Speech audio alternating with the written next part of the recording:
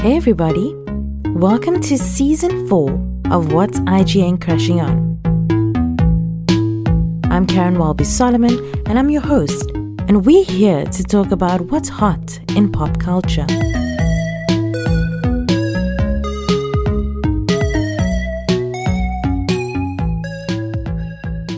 Today's episode is brought to you by Syntech. Syntech is a technology company that sources and distributes industry-leading products and brands from around the world. Welcome to Season 4, Episode 11. Today on the show, we are joined by Mike Cabellon from Mr. Mayor. But you will listen to that interview late in the show. I know I started it by saying it almost like he's here now, but he's not. But I am joined by my trusty homie, Leanne. Leanne, say hi. Hi, how's it going? It's good. Yeah, as I said up front, we have a great interview this episode, and was very exciting. Mr. Mayor is a comedy series that tells the story of a retired Los Angeles businessman, Neil Bremer, who is played by Ted Danson, and he decides to run for mayor of his beloved city. He surprises everyone and wins a seat. And with great ideas and commitment to the community, he optimistically sets out to get to work shaking up City Hall. However, he quickly discovers navigating politics is not business as usual. There are opinions to be heard, ribbons to be cut, and foods to be eaten, all in the support of his fellow citizens. Luckily, he can rely on the know how of his political veteran deputy, RP, played by Holly Hunter, whose savvy and ambition make an equal parts friend and foil, and the dedication of his offbeat staff to keep him on the right path, as well as some inspiration from his teenage daughter. So Mike Cabellon plays the role of Tommy, who is Neil's chief of staff. And this is such a fun show. It's created Mm. by Tina Fey and Robert Carlock, who also did Kimmy Schmidt. So it's Oh, that yeah, actually it's explains a lot. it Because does. I it's mean, definitely like as off the wall as Kimmy Schmidt. Like there's moments where you're just like, what the is going on? it is, and it's just that pure bit of comedy. So obviously, you guys would know if you listen to the show. You probably know that Tina Fey also did SNL, 30 Rock, Great News, and many other films and TV shows and that sort of things. But yeah, and Robert Carlock is often her partner in that. So, I mean, you will hear in the interview later when I asked Mike, like, why he decided to audition for the show. And he's like, he literally just saw Robert Carlock and Tina Fey on the sheet. And he was like, I'm in. I'm going to audition for this show. And then he was like, and then they told him Ted Danson's in the show and Bobby Moynihan. And he was like, there was just no Done. losing. Done. To be fair, same when you were telling me that this interview is coming up and you're like, oh, we should watch season 1 because it's on Showmax. Well, it was on Mm. Showmax. I think it might be off now. Literally, Steve and I binged it in like a week because it's so good and it's so easy to watch. Like it's super light. It's like 20-minute short episodes, very light, very easy watch, but it's so funny.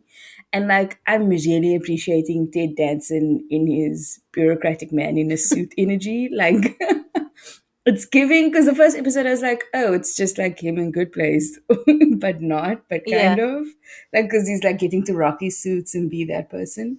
But I really like they do a lot more for his character here. Like it is actually interesting how he chose to get into this weird space because of his daughter Mm. and how he's like trying to set a good example as like a single father, and then like his daughter's also just like a full character on her own, which is hilarious to Yeah. see them interplay with stuff.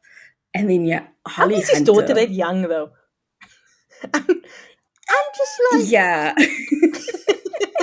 she's very young. Like I have old parents and even I'm like but okay. Yeah, because We don't know how old his because wife was. in one of the episodes they like he's like 70 or something. Yeah. And she's like in high school still. So Yeah. but I mean his wife could Wild. have been very young. We don't know. Yeah, We they don't know don't that. actually. Yeah. I just, yeah, it's so good. It's also the only other thing I've seen. So his other chief of staff, the lady, she's Michaela. played, yes, Michaela, played by Vella Laval, because she used to Mm, be in My Crazy Ex-Girlfriend. She crazy. was like the Yeah. neighbor. And I loved her in that. So like when we started watching and I saw, I was like, oh my God, it's the neighbor. Very cool show. When I was watching it, so I watched it, and it was just such a joy. Like it was just such a burst of, happiness for like 20 minutes. Just sitting down, and this is how I felt while watching it, which I was so excited to get Mike on the show because I was like, I really love this show. And another thing that I also quite enjoy about it is that the Ted Danson character, like usually when you see Ted Danson in a show, he's always a little bit like dumb. Do you know what I mean?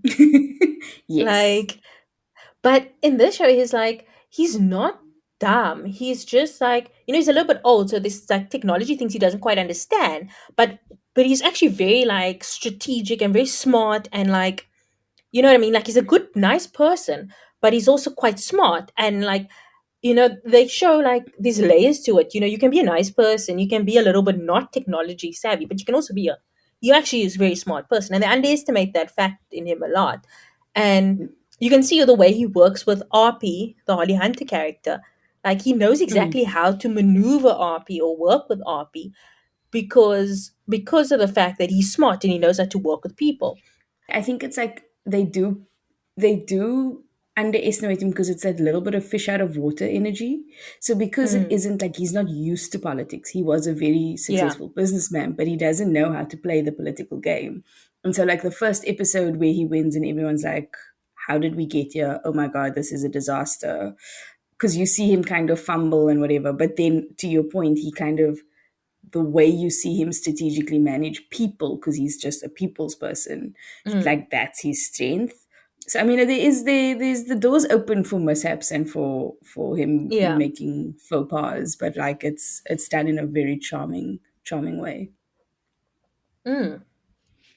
It really is. And Holly Hunter's character RP, she's like this very leftist, very like gruff, like career politician type person.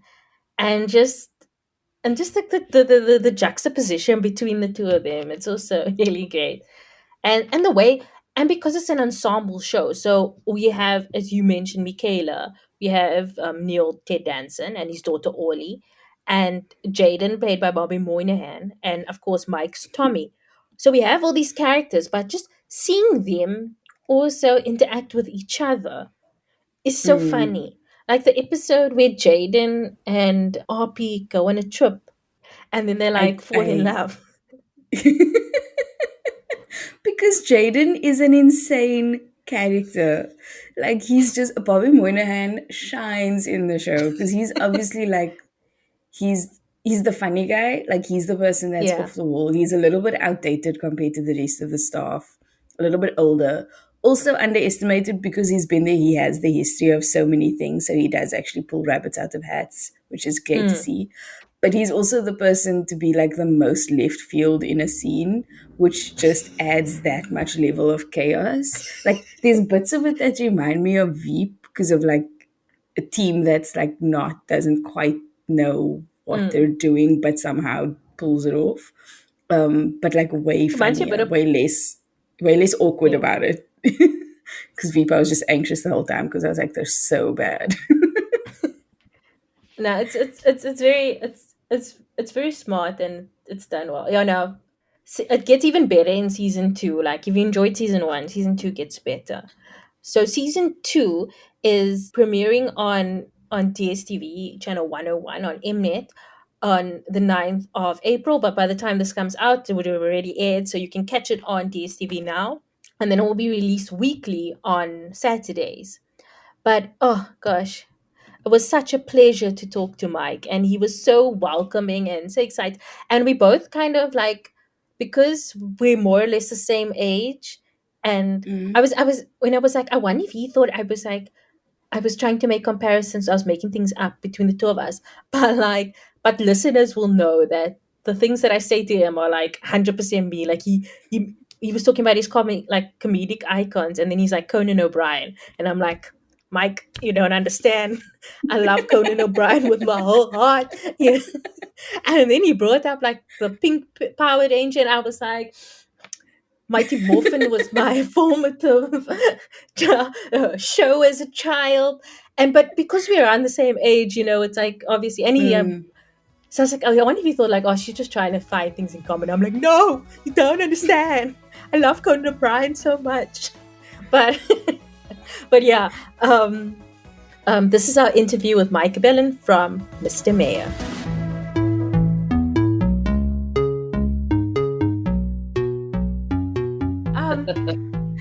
So how are you? How have you been?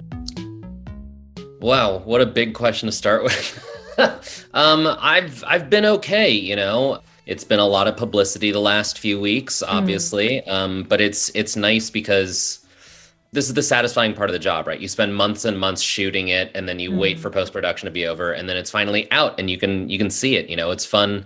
I also don't get to watch the episodes before they come out, so it's fun to like watch it alongside everyone else and be like, oh, that's what they used in the final edit. That's great. That's like I also I forget some of the jokes, so to like hear them fresh, like it makes me laugh again, and it's just such a delight. So tell me about why you decided to join the cast of Mr. Mayor. Like, bring me up to speed here. I mean, the biggest thing was just the names involved. I got the script, and it on the front page it says written by Tina Fey and Robert Carlock, and it's like, great, that's it. That's all I need. I'll play anything. I'll play a chair. I'll play anything. And then I was told, it's Ted Danson, Bobby Moynihan. They had already been cast at that point in time, so I was like, great, I don't think I'll get this, but at the very least, if I do the audition, I will have gotten to like be in the same room as those two, and that's a lot of fun. And so the fact that like I got on, it's like it feels less like I chose this and more like I feel lucky and grateful to even be a part of this. You know what I mean? Oh man, but you're perfect for the role. So, so how would you say that the characterization of Tommy has changed from season 1 to season 2?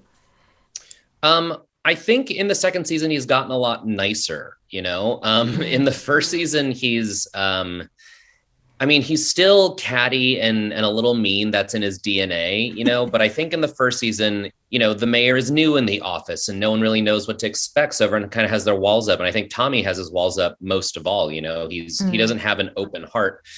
And now in season 2, they've been in office for a year. And so he's a little friendlier with his coworkers. I'm sure you saw in the first episode of this season, there's new people in the office, and that kind of shakes up his sense of the hierarchy. So he starts to align himself more with his old coworkers. So I think it's just the big change is that he gets a lot nicer in season 2, which is also a lot of fun to play because it's like, I don't have to make so many like mean catty jokes at the expense of my castmates. But yeah, you also get to see like Tommy interact with, as you said, his. But I mean, I really loved in the last episode the with Holly and with the shopping scene. Oh my gosh, the best! Like, how fun was that? Oh my God, that was like one of my best days on set. That was so much fun, especially because Tommy is such a like stand and talk kind of character. A lot of his jokes are just verbal jokes. And I'm comfortable with that. I love doing that, but it's such a nice challenge to get into your body and do something physical. And so anytime I get to like work with a stunt coordinator, it's like, okay, we're going to fight, but we have to make this look funny. You know what I mean? There were so many bits that didn't even make it into the final edit. Like we did this one bit where I grabbed a woman's hand and bit off her nail and spit it at the camera. And it's like, that's such a funny joke. And like, there wasn't time for it in the final edit, but like, that's the kind of stuff that's like, it feels like a new challenge for me. It feels like a new thing for Tommy is to not just say a funny joke, but to like do something funny with his, I think Bobby Moynihan gets to do it a lot. Jaden has a lot of physical comedy bits and Tommy doesn't have as many physical comedy bits. And so it's fun to be able to do that kind of stuff. So I really love shooting that day. But it's also like you get to see a different side of his character that we haven't seen before, which is also great. Yeah, it's the first time you see Tommy. I guess there's the golf episode in episode 2. But it's the first time you see Tommy like not really in a suit. It's like it's the first glimpse we have of like, oh, this is what Tommy's like when he's not at the office. And that was also, it's a lot of fun, working with our wardrobe department to be like, okay, what kind of things would he wear on the weekend? So where would you like to see Tommy go in the future? Like what kind of storylines would you like to see him? It's interesting. I think that Tommy as a character I think he doesn't want the spotlight. He would never actually want to be the mayor, but he wants to like assist. He wants to be the man behind the man. You know what I mean? He wants to be the one pulling the strings behind the scenes. And so I'd love to see Tommy get more tenacious in his work goals and really kind of become like a Lady Macbeth figure. You know what I mean? Like really just like turbocharge the political like machinations and work his way up that way. You guys, the cast, have such like amazing chemistry. Is that something that you guys worked on before? Like, or is it just like natural? Like how?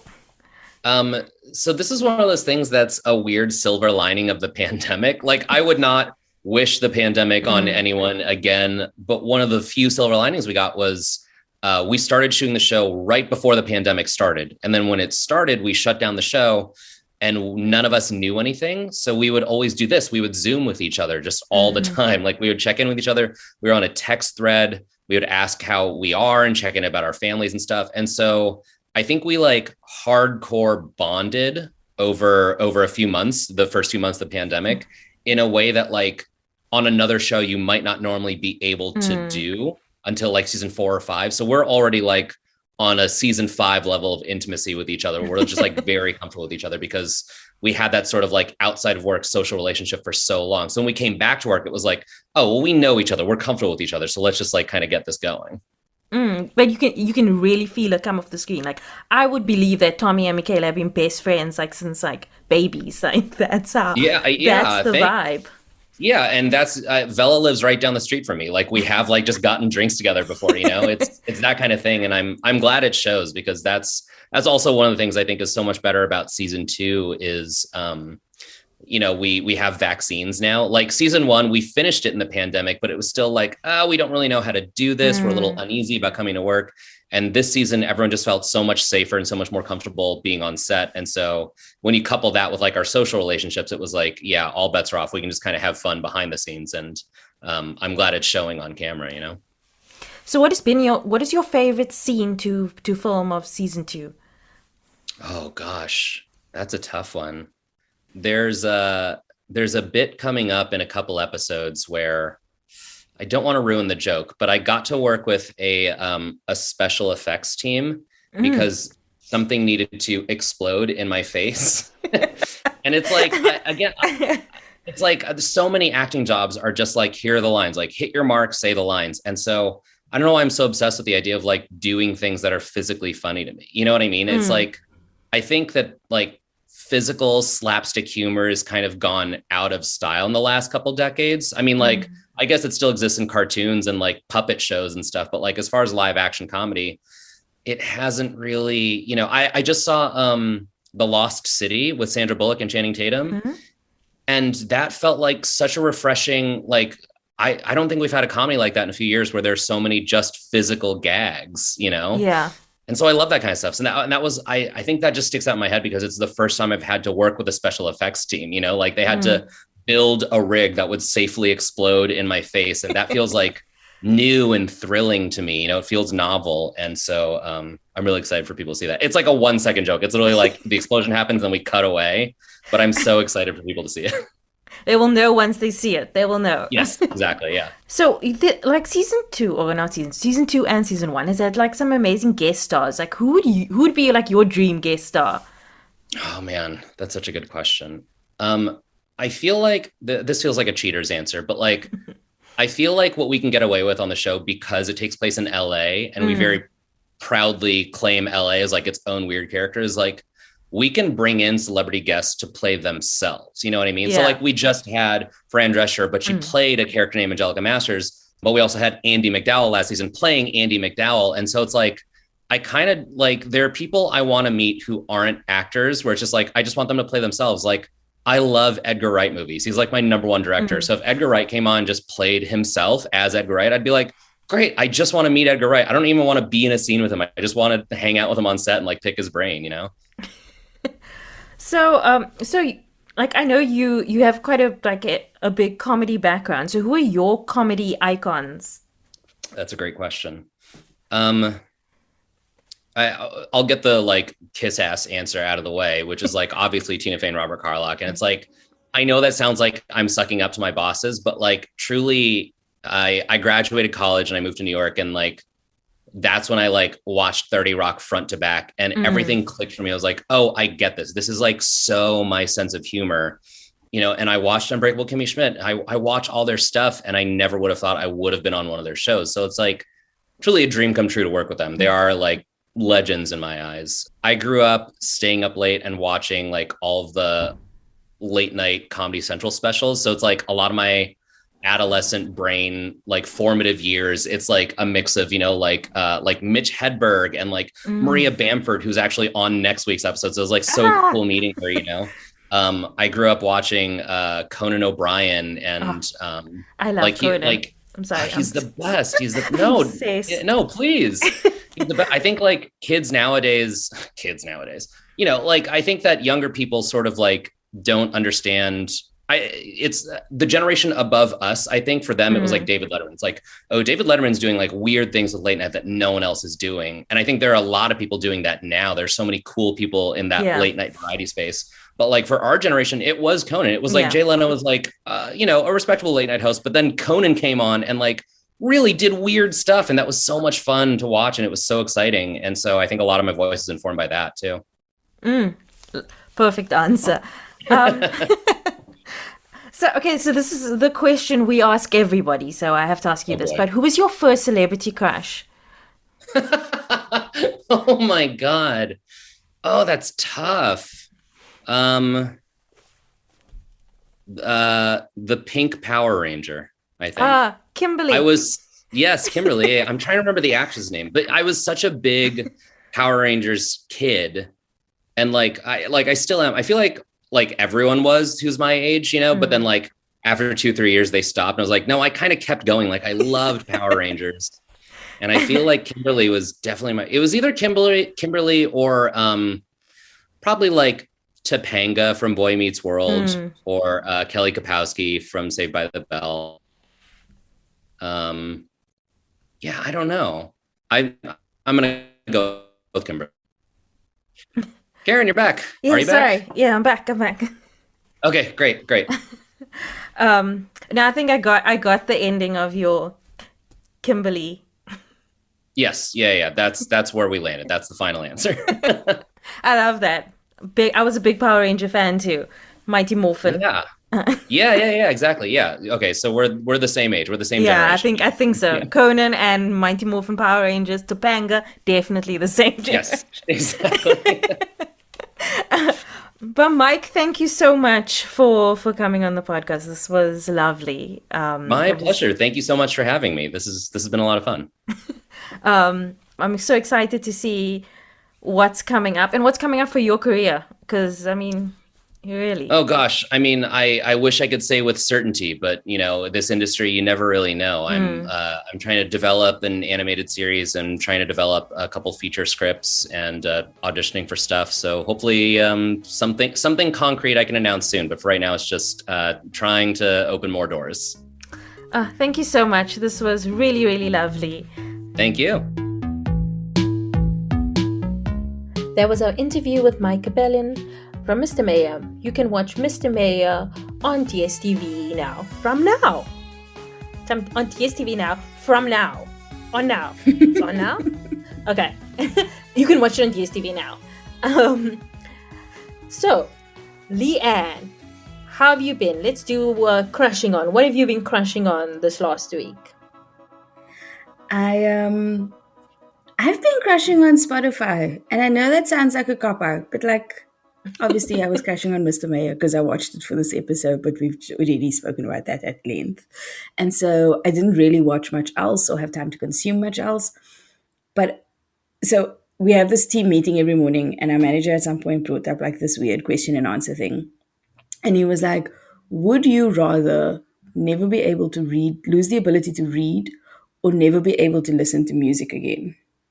And I was like, oh, this is really tough because, like, obviously you need to read for your job and, like, you need to read in life because, like, the words are everywhere.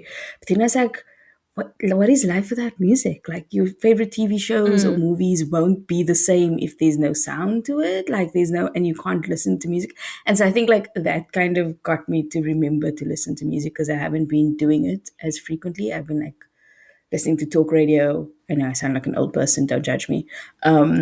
and or Is that listening what to podcasts are? podcasts or watching TV. Like, so I haven't been actually listening to music. And so I've honestly been crashing on Spotify because I just refound a love of like putting on a good playlist in the morning or like Mm, finding a good piece of like playlist to work to. And sure, it really does have the ability to change your mood and change your mm, perspective. And like I've always found it weird how it can change your mood and like lift you up or give you energy and strength. And like, yeah, so crushing on music, whatever that means to you, I suppose.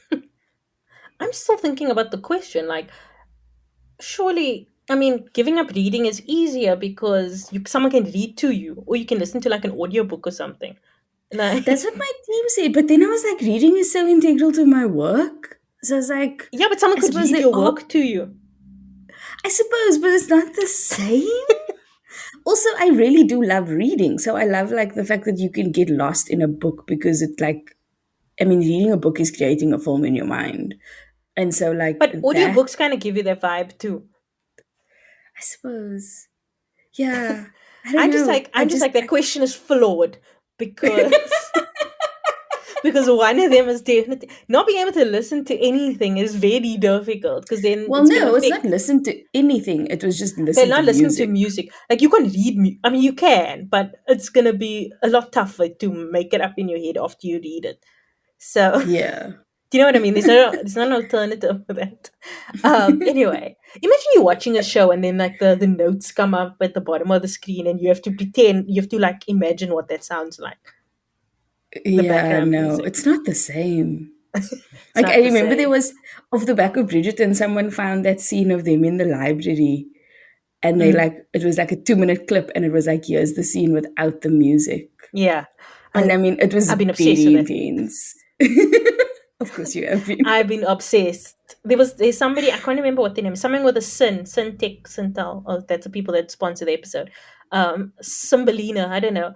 Somebody who was taking out the music from the scenes in Bridgerton, and it was just I don't know. I loved it. It was so like so intense and Mm, powerful. Like oh, beautiful. Not I mean the music does add to it, but seeing it without music just also shows like how impactful the words and the acting and the mise mm. en scene is. But yeah, that sounds cool, Leanne. No judges. Um, for me, I've been watching a lot of sketch comedy this week, and I've been crushing on a Black Lady sketch show. So it's about to start at season 3, or I think it just started in the US, which means it's probably going to come to Showmax sometime soon. But season 1 and 2 is on Showmax, and it's just so funny. Like the whole thing is that black women haven't been given a lot of space in in sketch comedy. Mm-hmm. Like in Living Color they did, and in on Mad TV there was some. But the great thing about the Black Lady sketch show is that the writing team is all black women, the cast is all black women, and they so like the skits. I mean, the sketches aren't necessarily just about like oh the black woman's struggle. It's about like Yeah, random no. things like when you like go for your nails and like the nail lady keeps telling you about her life, but she also keeps like adding prices on, but you're also awkwardly trying to tell her no I don't need this, like you don't need to add an extra for the cuticle whatever treatment. And like so then their skit will be like the two of them talking, but in the middle of the talking they're also like negotiating prices and stuff like that. But the Yeah. pacing is done so brilliantly, and there's it's just like you can feel like it's just people being comfortable in who they are, and it's like you are sitting with your Mm. friends and you're just laughing about I mean you always say that I always have this like random memories and then I start laughing to myself. It's like it feels like you doing that on TV, like these people having these random like remember that time that girl fell on the stairs and she dropped like 3 gallons of hair gel and it was funny, like something random like that, and Yes. they'll make a skit It's- out of that. yes. Like it just feels so free and funny, and like there's no constraints. You don't have to like with Saturday Night Live, they often have to play to everybody. There's a whole big audience saying this is not funny, this is funny, whatever.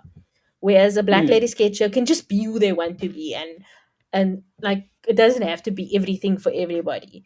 So yeah, you can watch a Black Lady sketch show on Showmax. And that's it for our show. Catch us again here next week.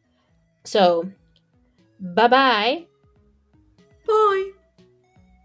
Today's episode is brought to you by Syntec. Syntec is a technology company that sources and distributes industry-leading products and brands from around the world.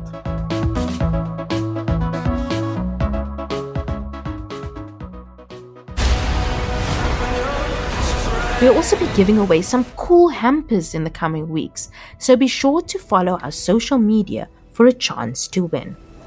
You need a doctor? I am a doctor. I should have died years ago. People all over the world have my disease. I'm here to find a cure. We have to push the boundaries, take the risks. If you're gonna run, do it now.